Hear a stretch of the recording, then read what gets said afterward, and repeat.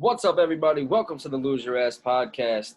As always, I'm here with Deirdre. We have a cool show in store for you today. Special Father's Day edition episode. Yes. Going to be interviewing Ryan Mueller today. Deirdre, give us a little rundown about Ryan. So Ryan has had a pretty good career. He was a walk-on at Kansas State and ended up becoming Big 12 Defensive Lineman of the Year. So he's big. Great guy. He plays fullback too. Recently with the New York Guardians at the XFL. We can't wait to talk to him, and he's going to be joining us right now.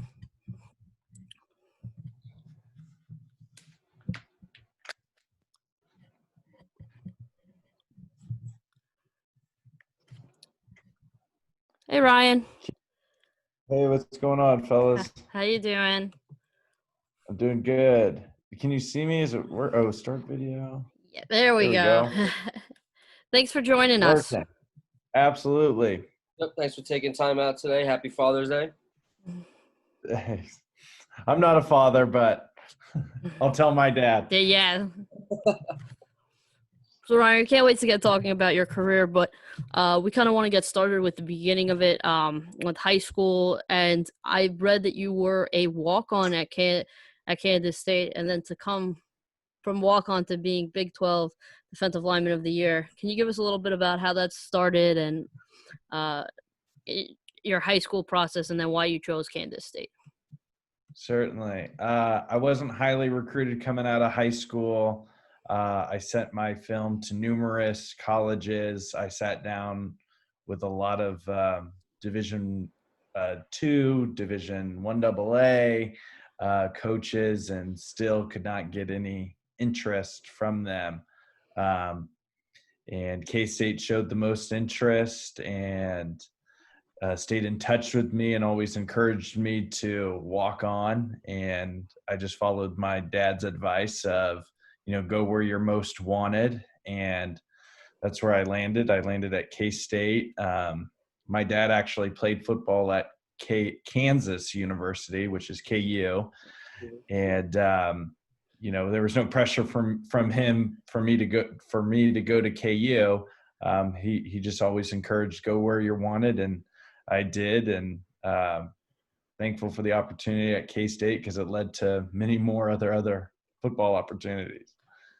Is there a big rivalry when Kansas plays Kansas State in any sport at your house, or not so much? No, I mean, sometimes I'll catch my dad watching, KU basketball or KU football games, but not a big rivalry. It's his former school. That's where he's an alumni from. But he supports both schools, but he reminds me that he's given more money to K-State than KU. So, he trades off. He wears both hats. Yes. Love that. So, Ryan, tell us a little about your transition, being born in the United States and then going up north and playing in the CFL. Yeah, Canada was a good experience for me. And it was an opportunity that, I had to take at a point in my career because I felt like I needed film. I needed a boost in my football career because, I just got cut from the San Diego Chargers practice squad. I just got cut from the Philadelphia Eagles. And, now you're desperate for any football opportunity you possibly can get to showcase your skills. And I certainly didn't want to do the Arena Football League just because the money, insurance, all that stuff, it isn't there for you. And I just didn't want to jeopardize my life trying to do that for pennies. So I wanted to play professional football at a competitive level that was lucrative enough to live off of.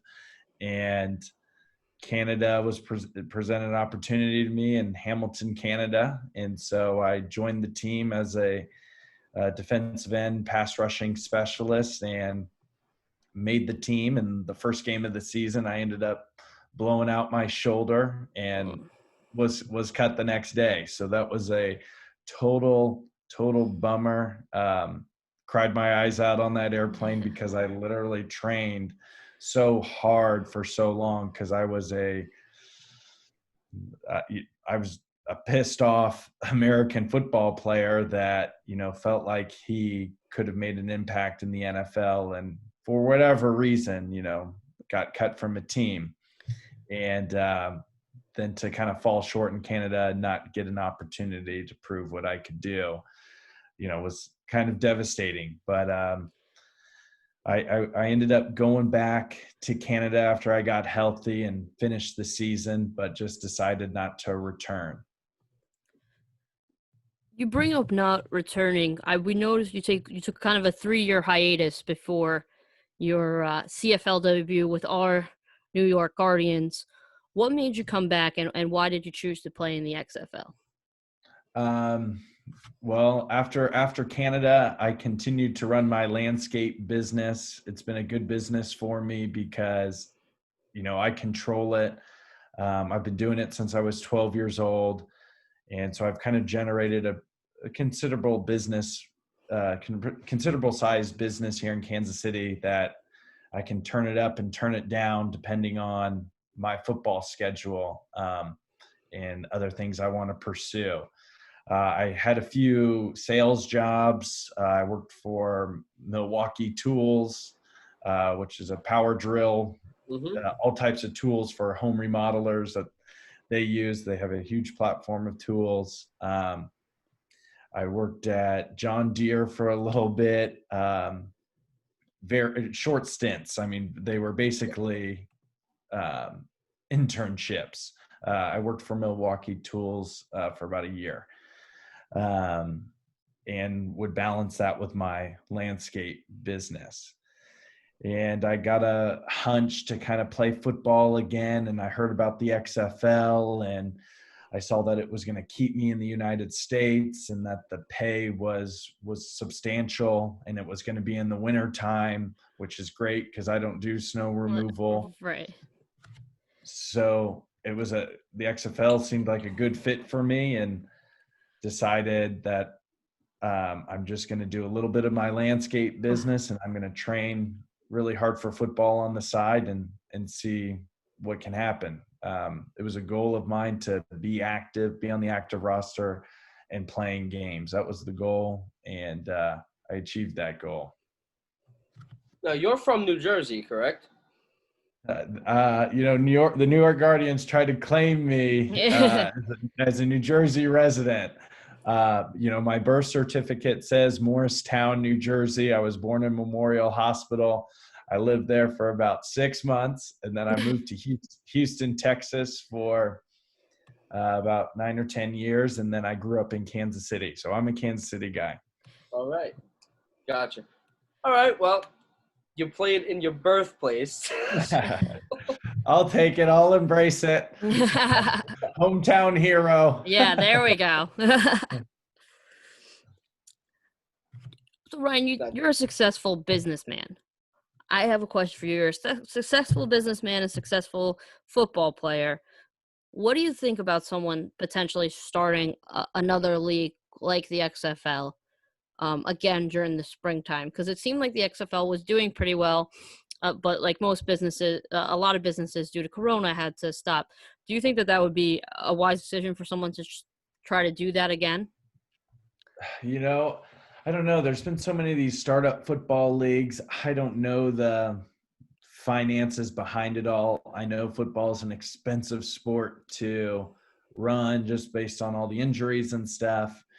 But as far as, fans wanting football, that demand is there. Oh yeah. Oh yeah. As far as having players that want to play in the league, that demand is there. There's so many guys and not enough jobs in the NFL of people that want to play football. I was 3 years removed. Right. I mean, That's Yeah, if you don't think there's another Ryan Mueller in that crop of guys from 3 years that are desperate to play football. Crazy. for sure. For sure. So tell us a little bit about when you got back involved with the XFL when you came into play. Tell us like how the fans embraced it, how you had that connection with the fans, if any, and did you enjoy the entire process? I was just so surprised by the fan experience at every stadium we went to. It's crazy how all of a sudden there's some diehard fans out of nowhere. It Yeah, was like almost out of thin air. You would have thought like my grandpa's had season tickets for 50 years. I mean, the passion that these it's people so true. had Yeah, was crazy. And it was just like, we just started a team 5 minutes ago, but we have all this loyalty already. But, that's how it starts. But I think every city was a little bit different. I think Houston, St. Louis, Seattle had like 40,000 people at their games, and it was crazy. I think we had in between like 15 and 20,000 people at our games. Mhm. But different markets, different areas. St. Louis is desperate for a Yeah. football team, they deserve and it. and they deserve it. New York, in the wintertime, there's a lot of things to do in New York, and you know people want to see how the team progresses, and the more games we win, the New York fans will show up and be there. But for having 20,000 fans at a game to something that just came to the city, I mean, that's still pretty impressive. And I mean, our stadium was crazy, Yeah, crazy loud, and our fans were wild. And it was fun. I definitely enjoyed playing in front of the New York team, or in front of the New York fans with only 20,000 than I did in St. Louis with the 40,000. I just really enjoyed our stadium, the atmosphere. The fans they were just wild, reckless, and ruthless. It's always better to have 20,000 people standing behind you with you. That's how yeah. Exactly. And also, I realized like with some of the teams that mentioned that had the larger uh, participants in the arena, a lot of them don't have like basketball teams, so they have no sports going on. So like St. Louis doesn't have a basketball team, Seattle doesn't have a basketball team, Houston does, but I mean it's such beautiful weather in Houston. I'm sure you could go out and have a nice time at football. Right, exactly. So you played a couple different positions in your career. You played defensive end. Obviously, you were defensive lineman of the year in 2013 for the Big 12. You were a linebacker. You played fullback. Which one has been your favorite to play? Yeah, I'm a player of many traits, many attributes. I don't think I get enough credibility for my athletic ability, but it is what it is. I gotta fight the stigmas of the red hair and freckles, but I can move pretty well. I'm fast enough and strong enough to do a lot of positions, and smart enough to pick up on the playbook on both sides. And but at the end of the day, what I'm really good at is rushing the passer. I love to disrupt the quarterback. I love to get after the quarterback. I like watching myself on film and seeing that, I'm not getting tired from the first snap to the last snap, and just chasing the quarterback like a crazy dog. I enjoy that. Right. Yeah. Is there a specific person that you wish that you got the chance to sack? Oh man. Yeah, I mean, obviously you want to get the mouthy quarterbacks, that just talk a lot of smack. So, Right. um, but the ones that I had the chance or possibility of sacking, it's funny. You almost run into them,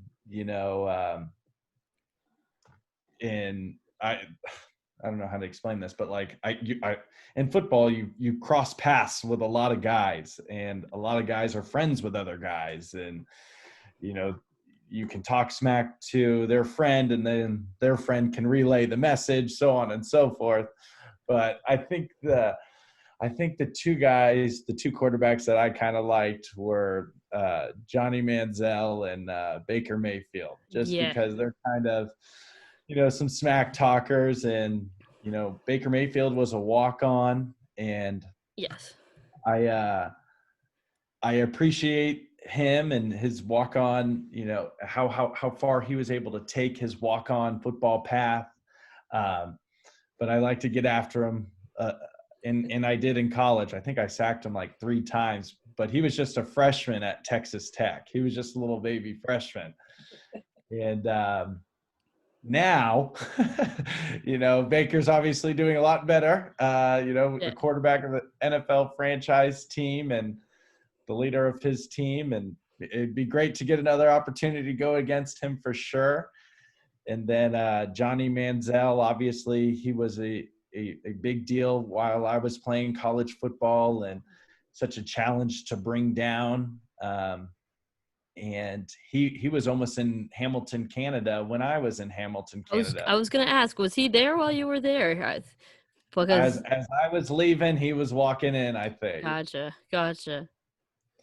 It's so funny that you say Baker, because we had Micah Awe from Texas Tech, lineman and linebacker, and he plays up in Canada now. I believe he plays. He just went to Winnipeg, and we said, "Is there a guy that you'd like to sack?" And he talked about Baker. I said, "I thought you might say Baker because he transferred." And he said, the first time we were playing them after he transferred to Oklahoma, he started talking trash to me, and I was like, literally 3 months ago we were really good friends. I don't know why he started talking. Some people can take things off the field and be friends, and some people on the field, it's game over.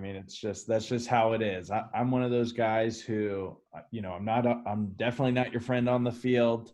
It's a dog eat dog world out there, but off the field, you have no better cheerleader than me, and I wish those guys the absolute best. Awesome. All right, so we always play this game with our guests. It's a rapid fire. These are just random questions. First thing that pops into your head. I'll start with, who was the toughest offensive lineman that you have gone up against in your career? Probably Cornelius Lucas. The reason I went against him every day, he was an undrafted player out of Kansas State. He's bounced around in the NFL. I think he just signed with the Chicago Bears, as a offensive lineman or tackle. I think you may have to correct me. He might have signed with somebody else this year, but just a tough guy. He had at the time, he had the longest wingspan at the NFL Combine. Just a tough kid. And once you go against the same guy every day in practice, he figures out your moves and knows what you're good at and makes for good competition. It's always those guys that you go up against every day that you're like, wow, when it's a battle between teammates, I feel like you learn so much about each other, and the respect just grows. Exactly, yeah. All right, so we always have one food question in here. Okay. You played up in Canada. Canadian bacon or regular bacon? Oh, regular bacon. Regular. But, I know the Canadian bacon's a little bit healthier. So, yes. I am guilty of I think it's the Starbucks reduced turkey Canadian bacon sandwich or something. I am guilty of having that from time to time. When you're in training, is that when you, or just regularly? Right. Oh, just regular when I'm out and about. Gotcha. But I do like the Tim Hortons coffee. That is nice. Yeah. I've never had that. I've never had, I don't think, Tim Hortons. That's on my list of things. It's a thing there. It's like Starbucks here. Really? Gotcha. I think Okay. there's a few Tim Hortons in the United States, but not. It's very, very close to the border of Canada. Makes sense. So Ryan, you have worn many different jerseys: the Guardians, the Tiger Cats, Chargers, Eagles, Kansas State. Which one do you think is the nicest jersey? The nicest jersey that I ever wore, I think it's got to be that one right there. Nice. I like that. Simply because Kansas State gave me an opportunity to play football, to get my education, to earn my education, and was able to go on and do so many great things because of that jersey. So I think I got to go with that, the all white from Kansas State. I actually when I look up on Fanatics, like Kansas State gear is super nice. Like I like the purple too, but the white's that one's good. Special color. It's a special color. If you wear that somewhere else besides Manhattan, Kansas, you may get a few funny looks. But the purple jumpsuit, I don't know if that's really a winner in Texas. So true. So Ryan, if you could have one superpower, what would it be? Well, it'd probably have to be invisible, because then the offensive linemen, they would miss me every chance that they would get, and I'd be making plays, and people would be like, "How is he doing it out there?" So, I'd probably have to be invisible. All right, that's a great one. You'd be signing that big Aaron Donald contract. Right, exactly. Yeah, that'd be nice. I'd even take it minus a few zeros. Right, this is our last question for you. So do you have a specific defensive lineman that you model your game after? Man, that's a tough question. It's so hard to compare yourself to other players because everybody's got such different skill sets. Mm-hmm. I don't know. I really don't know. I'm probably a mixture of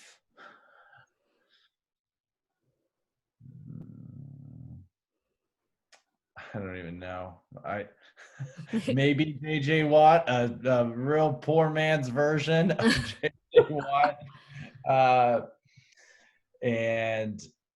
But he's almost like too big because he could play like the 3 tech position. Well, shoot, let's get one thing straight. He could play any position if he really wanted to. But maybe I couldn't play what he does. I'm more of an outside pass rusher, but JJ was a former walk-on. I've reached out to his trainer up in Wisconsin multiple times. He's who I've trained with before, just to gather any pointers I possibly could of, what's in the water in Wisconsin. Why is JJ and TJ, why are they such phenomenal athletes and players?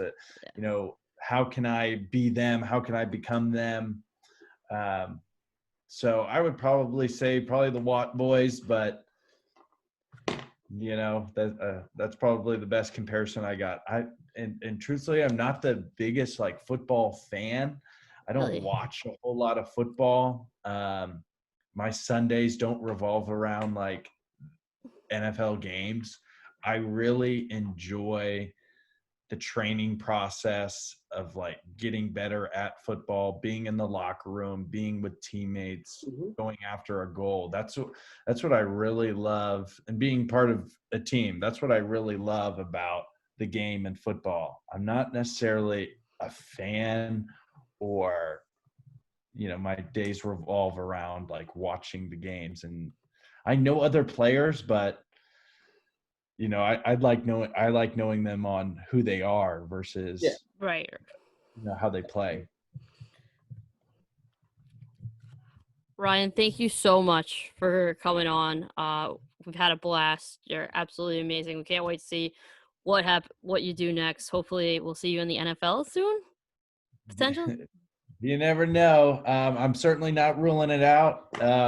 Phone's always here, waiting for a call. If that happens, that happens. But if the XFL starts back up, certainly would love to be a part of that league and see what happens. Or maybe a new football league pops up. I'll be training and working out for it, and that's the game plan. Got to stay ready. Yes, love it. Thank you so much again, Ryan. Absolutely. Have a good one, fellas, and tell your too, fathers or whoever is your fatherly figure in your life, happy Father's Day, and wish you all the best as well. Thanks. Thanks. Have a good one. Stay safe.